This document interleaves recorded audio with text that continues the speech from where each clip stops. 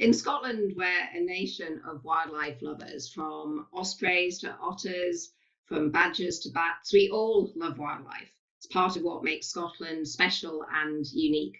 We have a role to play in helping both land managers and students understand not only how approaches to wildlife management might need to change, but also to help explain to them why those changes are necessary. We love wildlife. We want to ensure that Scotland's wildlife is healthy and valued. But our job is complicated. Scotland's wildlife can sometimes cause problems for people, and we have a legal duty to help. It's our role to balance the public interest while making sure that Scotland's wildlife thrives and survives for generations to come. It's a responsibility that we take really seriously. And that's why we began a conversation with a range of partners to talk about approaches to wildlife management. And that has culminated in this shared approach to wildlife management. And we're really pleased to lead it and support it as we roll it out across the country. Successful and sustainable delivery of wildlife management requires adopting a partnership approach and working together. And the shared approach really offers a platform for this. For me, the most important element of this approach is that it's shared. There's actually a huge amount of common ground in wildlife management, but there's often a danger that this is drowned out by single issues and polarized debate.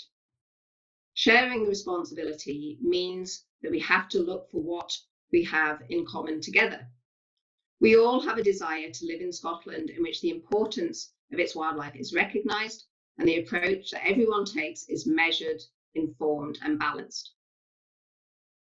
We do recognise that wildlife management, including lethal control on occasions, has to be done, especially where, for example, you have invasive non-native species, or in the case where natural predators no longer exist, such as deer management. But partnership working, good communication, underpinned by good science and data is essential when you're working in wildlife management.